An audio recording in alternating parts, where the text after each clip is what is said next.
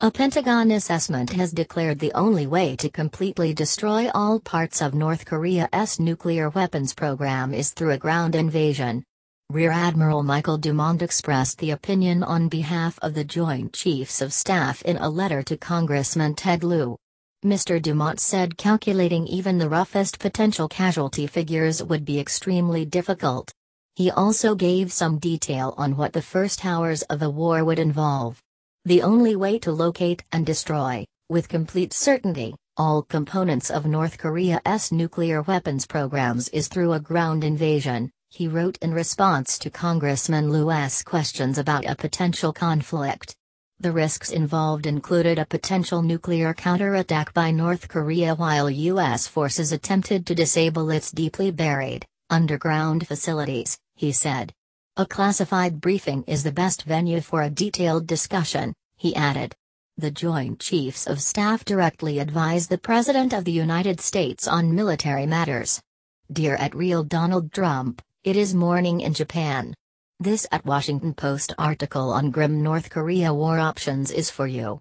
T.co web link end of Twitter post by @Ted Lee. In a statement with more than a dozen other military veterans turned congressman, Mr. Lieu, a Democrat, said the assessment was deeply disturbing and warned that a conflict could result in hundreds of thousands, or even millions of deaths in just the first few days of fighting. Their assessment underscores what we've known all along: there are no good military options for North Korea, the statement said. The letter was published as Donald Trump begins his mammoth tour of Asia, during which the North Korean threat is expected to be a major topic of discussion. The president has previously said that if forced to defend the U.S. or its allies, he will have no choice but to totally destroy North Korea. The president needs to stop making provocative statements that hinder diplomatic options and put American troops further at risk, Mr. Lieu's joint statement said. Rear Admiral Dumont opened his letter with a clear indication that his office supported economic and diplomatic solutions ahead of any military action.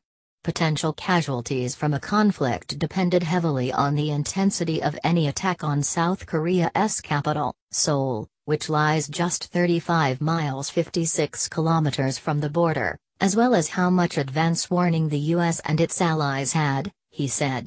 He said a counteroffensive from artillery battery fire and airstrikes might help limit casualties.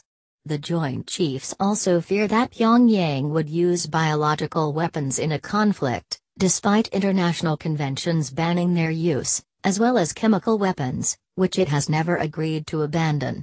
It likely possesses a chemical weapons stockpile, the letter said. The assessment by military chiefs follows the release of a report from the nonpartisan Congressional Research Service, which warned that even a brief conflict without the use of banned weapons could cost tens of thousands of lives.